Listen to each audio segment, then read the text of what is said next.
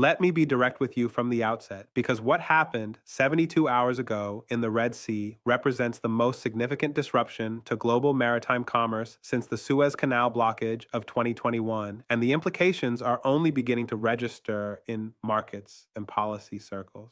What we witnessed was not a lucky shot by a ragtag militia. It was not an isolated incident that insurance companies can price into their risk models. What we witnessed was the successful targeting and destruction of an $890 million ultra-large crude carrier using precision-guided munitions, and the immediate consequence is that the Red Sea shipping route, which handles 12% of global trade,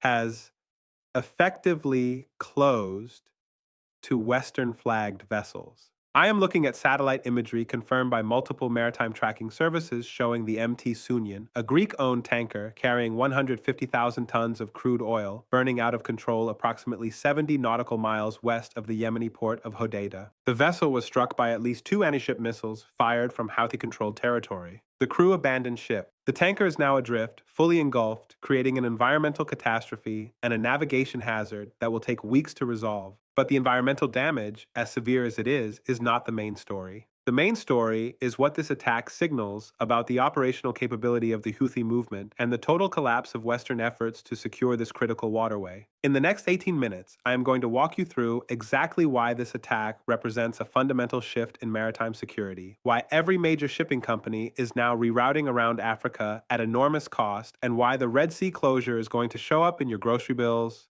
your gas prices, and the cost of nearly everything you purchase within the next 60 days. This is not speculation. This is based on insurance rate data, shipping company internal memos that have been leaked to the press, and official statements from maritime industry groups. Subscribe now if you have not already, because what we are about to cover explains why globalization, as we have known it for the past 30 years, is entering a period of profound fragmentation. Let's start with the economics of maritime shipping, because the Red Sea route is not just one option among many. It is the optimal pathway for cargo moving between Asia and Europe, and its closure forces a detour that adds 10 days and approximately $1 million in additional fuel costs to every voyage. The Suez Canal handles approximately 12% of global trade volume and 30% of global container traffic. When that route becomes unusable due to security concerns, the ripple effects cascade through every supply chain on Earth.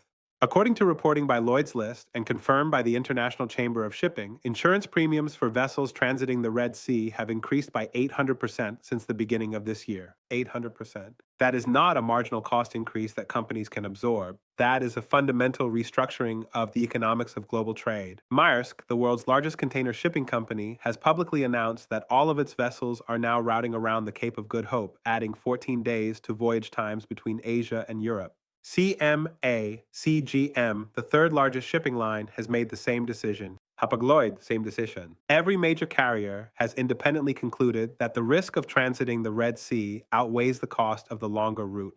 Subscribe if you are watching this and realizing that this is not being covered with the urgency it deserves in mainstream outlets. Now let's talk about what the Houthis actually hit and how they did it. Announcement number 1, the missiles used in this attack were not crewed, unguided rockets. And this one matters more than anything else because it demolishes the narrative that the Houthis are a low-tech insurgency incapable of sophisticated military operations. According to analysis by the International Institute for Strategic Studies and corroborated by weapons fragments recovered from previous attacks, the Houthis are deploying Iranian-supplied anti-ship cruise missiles with terminal guidance systems, specifically the Al-Mandeb 2, which is a modified version of the Iranian Noor missile. These weapons have a range exceeding 200 kilometers and use active radar homing in the final attack phase, meaning they can autonomously track and strike moving targets even in the presence of electronic countermeasures. The MT Sunyan was struck while traveling at approximately 12 knots, conducting evasive maneuvers and operating under a communications blackout to avoid detection. The missiles still found their target. This requires intelligence, surveillance, and reconnaissance capabilities to locate the vessel, fire control systems to calculate intercept solutions, and weapons with sufficient accuracy to hit a moving target the size of 3 football fields from over 100 kilometers away. Yemen, prior to the civil war, had no domestic missile production capability. Iran has spent the past decade transferring technology, components, and expertise to the Houthis through smuggling networks that bypass international sanctions. The result is that a non-state actor now possesses anti-ship missile capabilities that most national navies in the region cannot match. Received. That is announcement number one. Announcement number two: Western naval forces deployed to protect shipping have failed to prevent this attack despite months of operations and billions of dollars in expenditure. This is the part that should be causing immediate policy reassessment, but is instead being buried in carefully managed press briefings. Operation Prosperity Guardian, the U.S. led naval coalition established to safeguard Red Sea shipping, includes destroyers and frigates from the United States, United Kingdom, France, and several regional partners. These vessels are equipped with advanced radar systems, missile defense interceptors, and surveillance assets that should theoretically provide complete coverage of the shipping lanes. The MT Sunyan was attacked anyway, in broad daylight, in waters that are supposed to be under coalition protection. Stay with me because this is where the strategic implications become impossible to ignore. The fundamental problem is one of geometry and economics. The Red Sea is 2,200 kilometers long and varies between 200 and 400 kilometers in width. Covering that much ocean with enough naval assets to guarantee the safety of commercial shipping would require dozens of warships operating continuously at a cost that exceeds the value of the trade being protected. The Houthis, operating from land-based positions, can strike from multiple locations with relatively inexpensive missiles, forcing vastly more expensive defensive responses that are ultimately unsustainable. Admiral John Aquilino, former commander of U.S. Indo-Pacific Command, has stated in congressional testimony that defending against asymmetric missile threats in complex coastal environments is one of the most difficult missions in modern naval warfare. Every successful attack proves him correct, and every Western assurance that shipping is safe rings more hollow. Announcement number three, and this one, almost nobody in the mainstream media is connecting correctly. The closure of the Red Sea to Western shipping benefits China strategically, economically, and geopolitically, and Beijing is doing absolutely nothing to pressure the Houthis to stop. On the same week the MT Sunyan was attacked, Chinese-flagged vessels continued transiting the Red Sea without incident. The Houthis have explicitly stated that Chinese and Russian ships are not targets. This creates a bifurcated maritime system where Western companies pay the Africa detour penalty while Chinese exporters maintain access to the faster, cheaper route.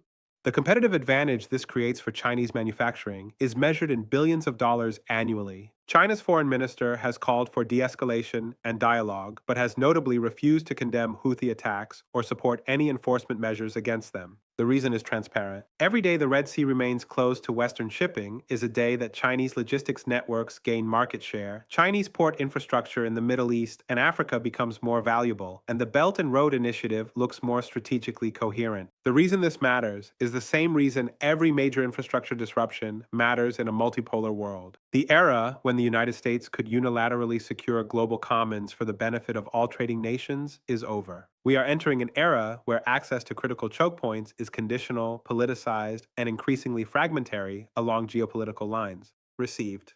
That is announcement number three. Now let's talk about what is really happening behind the headlines, because there are two stories playing out simultaneously, and the business press is only covering one of them. The public story is that a tragic attack occurred, insurance costs have risen, and shipping companies are adjusting routes while diplomats work toward a ceasefire in Yemen that will eventually restore normal transit conditions. Analysts appear on financial news to reassure markets that this is a temporary disruption and that global supply chains are resilient. The private story, the one being discussed in boardrooms and strategy sessions at every major logistics company, is that the Red Sea may never again be a reliable route for Western commercial shipping, and that the entire architecture of global trade is being redrawn around the assumption of permanent insecurity in multiple critical waterways. Think carefully about what this represents. When insurance companies conclude that the risk of transiting a major shipping lane is uninsurable at any reasonable premium, and when every major carrier independently decides to accept massive additional costs rather than use that route, that is not a temporary adjustment. That is a structural break in the global trading system. Four executives at major European shipping companies, all speaking on background, used nearly identical phrasing. They described the current situation as the end of the globalization consensus, the assumption that maritime commerce could operate largely independent of geopolitical conflict.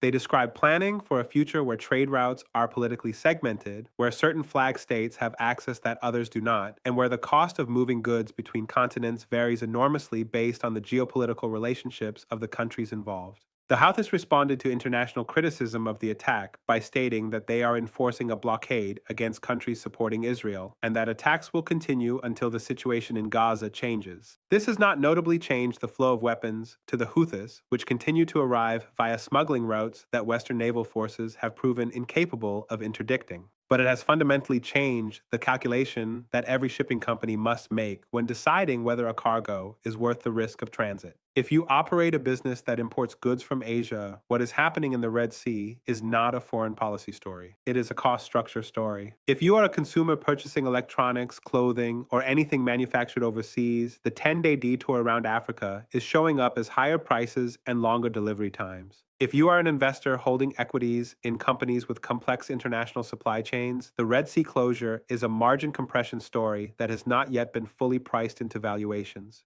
This pattern has repeated throughout history, and every time it repeats, the outcome is the same. Trading powers that lose the ability to secure maritime choke points do not gradually adjust. They experience sudden collapses in trade volumes that cascade into economic and political crises. The Peloponnesian War between Athens and Sparta. Athens was a maritime trading empire that depended on grain imports from the Black Sea. Sparta, supported by Persia, built a navy specifically to cut those supply lines. When Sparta's fleet blocked the Hellespont, the strait connecting the Mediterranean to the Black Sea, Athens could not feed its population. The city that had dominated the eastern Mediterranean for a century surrendered within months. The parallel is exact. Western economies depend on maritime trade through a small number of critical choke points: the Suez Canal, the Strait of Hormuz, the Strait of Malacca, the Panama Canal. Adversaries have studied these dependencies and developed asymmetric capabilities to threaten them. The Houthis blocking the Red Sea is the 21st century equivalent of Sparta blocking the Hellespont. The weapons are different, but the strategic logic is identical. So where does this leave us? Let me give you three clear paths because there is no honest middle ground here. Path 1. Western powers decisively intervene in Yemen, eliminate the Houthi missile infrastructure, establish a credible security umbrella over the Red Sea, and restore the conditions for normal commercial transit. This path requires a ground operation, long-term occupation of missile launch sites, and a willingness to accept casualties that current Western publics have shown no appetite for.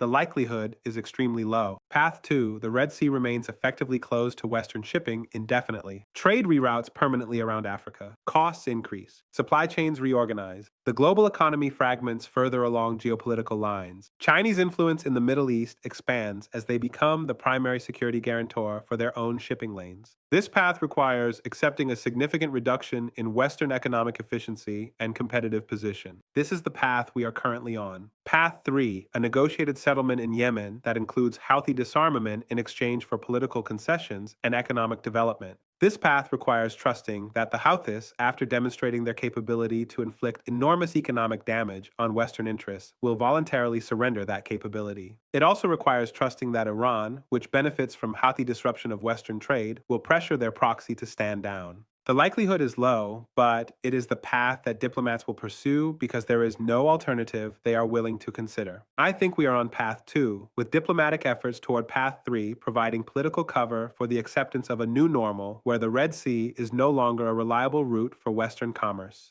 Here are the questions I want you to take away. If a non-state actor can close one of the world's most important shipping lanes using missiles that cost a few $100,000 each, what stops them from doing the same thing to the Strait of Hormuz or the Strait of Malacca? What stops other groups from replicating this model in other choke points? And if the answer is that Western naval power can no longer guarantee freedom of navigation in contested waters, what does that mean for the entire structure of the global trading system? Tell me in the comments what you think happens when shipping costs between Asia and Europe permanently increase by 30%. Tell me if you think this is temporary disruption or permanent fragmentation. We will keep tracking every development in the Red Sea, the Strait of Hormuz, and every other maritime choke point where the assumptions of globalization are being tested and failing. That is what this analysis does every single day. Subscribe now. Share this with everyone in your network who needs to understand why the age of free and open seas is ending and what comes next. Turn on notifications so you do not miss the next update, and we will see you in the next analysis.